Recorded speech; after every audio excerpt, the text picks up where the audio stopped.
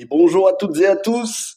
Bienvenue, une nouvelle semaine, avant-dernière semaine de cette saison 2 de Halo, avec aujourd'hui l'épisode 7, critique 100% spoilers. Deux mots qui définissent cet épisode, rédemption et révélation. C'est un excellent épisode, probablement le deuxième meilleur après l'épisode 4 qui était riche en action. Ici, non seulement c'est riche en action, mais aussi en révélation. Il y a 5 arcs narratifs bien distincts et ils sont tous excellents. C'est une série, mais on en parlera la semaine prochaine dans le verdict final. C'est une saison plutôt qui a été en montagne russe. Il y a eu de très bonnes choses, il y a eu des choses moyennes, voire mauvaises. Ça s'est rattrapé, ça a trébuché de nouveau. Mais là, ça a l'air parti pour un grand final de saison 2 qui va se rapprocher fortement des jeux. En tout cas, je suis très satisfait de cet épisode. Et donc, les 5 arcs narratifs, on va avoir le premier avec Kwanha, Halsey et Miranda, la fille de Halsey. On va avoir le deuxième arc concernant John, Kai et Perez au sein de l'UNSC. Le troisième concernant Ackerson et Parangosky. Le quatrième concernant Sora et sa femme Lyra à la recherche de leur fils Kessler. Et enfin le cinquième, Maki. Maki et John, Maki et l'arbiteur. Les intentions de Maki, que va-t-elle faire? 5 arcs narratifs riches en révélations et commençons par le premier, Kwanha, Halsey et Miranda. Là on a des découvertes enfin sur le Halo, une civilisation mi-humaine, mi-extraterrestre, une découverte d'une cartographie spatio-temporelle, une relation mère-fille entre Halsey et sa fille Miranda. On rappelle que Miranda, c'est la fille de Halsey et de Jacob Case qui s'est sacrifié en épisode 4. Une relation mère-fille qui est excellente avec de la fierté de la mère pour la fille et pas de rivalité puérile. L'importance de Kwanha qui a l'air d'être un élément central dans la découverte, elle peut manipuler justement cette carte spatio-temporelle. On sent qu'elle est un élément de cette carte spatio-temporelle qui a été laissée par une civilisation avancée dont on va retrouver le corps, le cadavre d'une des scientifiques de cette civilisation avancée. Et enfin, les révélations sur le Halo, son importance pour l'humanité, pour la survie de l'humanité. C'était l'arc le plus passionnant qui se rapproche le plus des jeux. Vraiment, j'ai beaucoup apprécié et ça me laisse entrevoir du très très très bon pour la suite. Donc, absolument rien à redire concernant cet arc narratif. Le deuxième, c'est John et Kai et ensuite Perez. Alors, on a Kai, bien évidemment, qui s'excuse, qui se rallie à John. On l'avait vu en fin d'épisode de la semaine dernière. Elle comprenait qu'elle avait été manipulée par Ackerson qui lui avait menti. Ben, forcément, John, il est un petit peu refroidi que sa meilleure amie lui ait tourné le dos, mais finalement, les deux se réconcilient. Et parce que, on en parlait dans quelques instants dans l'arc Ackerson-Parangosky, parce que Parangosky envoie tous les Spartans contre l'ultime flotte des Covenants, c'est ce que Parangosky pense, la dernière bataille, eh bien Kai, qui a formé les nouveaux Spartans, dont Perez, dit à John que sa place est à leur côté, même si le combat est presque perdu d'avance. Quant à John, lui, il sait qu'il a une autre mission, il doit être celui qui, même si le combat des nouveaux Spartans est perdu, sera dans cette petite possibilité de victoire, même si tout le monde doit mourir, il y aura quand même une personne qui va réussir à mettre en défaite, et ça doit être John.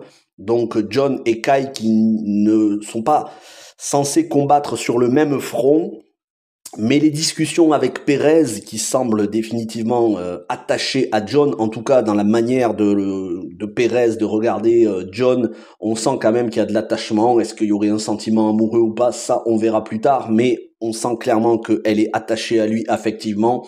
Elle a une immense estime pour lui, et c'est pour ça qu'elle est un peu déçue lorsque John lui dit qu'il a son combat à mener de son propre côté. Mais malgré tout, elle l'amène à réfléchir à tout ce qu'il a fait depuis le début, à tout ce qu'il lui a raconté, au fait qu'il est celui qui survit à chaque fois, il est celui qui est le maître de son propre destin, de sa propre chance, et d'ailleurs elle lui donne la pièce, elle lui laisse la pièce qu'il lui avait donnée dans l'épisode 4, cette pièce qui représente la chance ou pas d'ailleurs, qui n'est peut-être pas de la chance, mais peut-être quelque chose, un destin de John, et on sent que John a des doutes à la fin et normalement, il va rejoindre Kai, Perez et tous les autres Spartans sur le front pour ne pas les laisser seuls, parce que maintenant que l'UNSC se sont rendus compte, tous les soldats de l'UNSC se sont rendus compte qu'on leur avait menti et que John, le Major, le Master Chief, était bel et bien vivant, toujours en vie, eh bien ils ont besoin de lui pour gagner cette guerre et pour avoir du courage et de la bravoure. Donc cet épisode là aussi était excellent et il est étroitement lié au troisième arc narratif concernant Ackerson et Parangoski. La stratégie de Parangoski, c'est d'envoyer tous les Spartans, alors qu'ils ne sont pas encore entièrement formés, ils n'ont été formés que en simulation, et puis en plus c'est pas des humains augmentés, c'est des humains tout simplement. Elle n'hésite pas à envoyer toute la flotte en sachant pertinemment qu'ils vont se faire balayer. D'ailleurs, elle envoie un premier régiment qui se font atomiser. Et c'est là où j'ai beaucoup aimé le personnage d'Ackerson. On sent des doutes, des regrets et un changement d'attitude.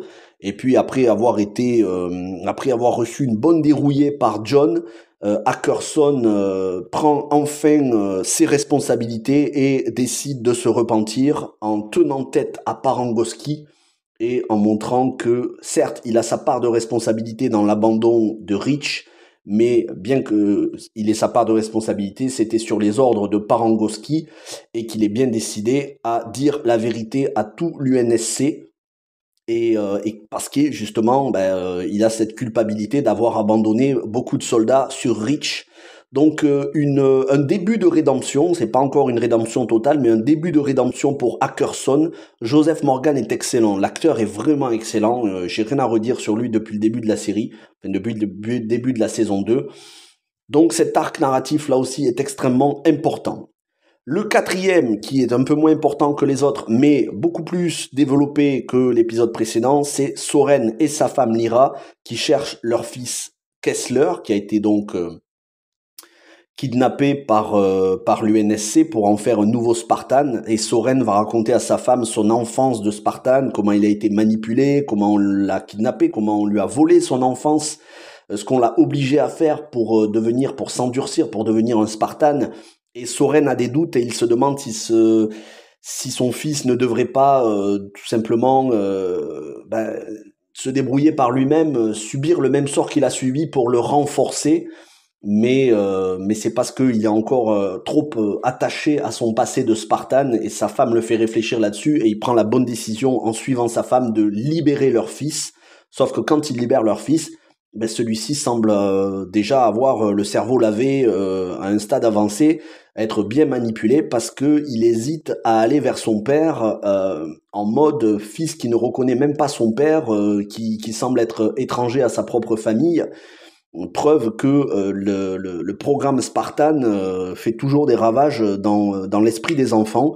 Donc ça se termine comme ça, l'arc narratif Soren et sa femme et leur fils. Et enfin, le dernier arc, c'est concernant Maki, puisque c'est la scène de fin de l'épisode précédent et d'introduction de celle-ci. En vision, après avoir touché chacun un artefact, Maki et John se retrouvent dans le halo, puisque le halo, c'est une structure qui a une même atmosphère, une même géographie que la Terre. C'est pour ça qu'on voit que dans le halo, il y a de la végétation, c'est luxuriant, mais en même temps, ça fait penser, pour ceux qui n'ont jamais joué au jeu, mais qui ont vu le film Interstellar, ça fait penser à cette structure circulaire où justement on a des humains qui y vivent.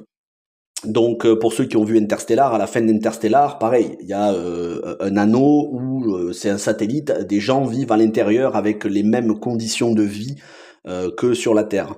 Donc Maki, qui veut vivre avec John à la fois loin de l'UNSC et loin des Covenants, mais John la refoule parce que il a bien compris qu'elle était trop illuminée, elle était trop fanatisée et il lui fait pas confiance. Et du coup, elle se tourne entièrement vers l'arbiteur, quitte à se scarifier, à se marquer au fer rouge en signe de loyauté à l'arbiteur. Et donc, voilà, elle devrait avoir basculé dans le camp des Covenants une bonne fois pour toutes.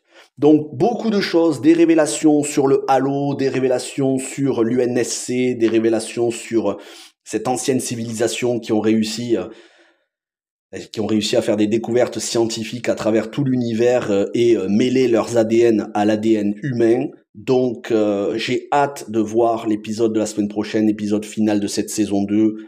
Si c'est aussi bon que cet épisode, je vous le dis tout de suite, je serai positif sur la saison 2. Si la semaine prochaine, ça part en sucette, qu'on nous remet du wokisme comme dans l'épisode 3, je vais être dégoûté.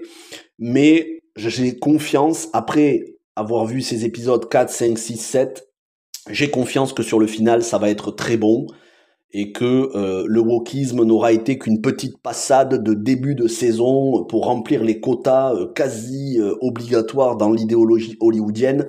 Mais pour l'instant, au vu de ces 7 premiers épisodes, la saison 2 est quand même globalement très bonne. Et on est loin de la purge The Last of Us qui n'avait pas grand-chose à raconter de différent du jeu.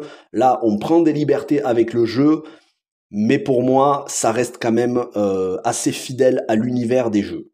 Voilà, merci d'avoir regardé cette vidéo, je vais m'arrêter là, je vais en profiter pour vous préparer d'autres vidéos, on se retrouve la semaine prochaine, passez une bonne fin de week-end, portez-vous bien, et ciao tout le monde.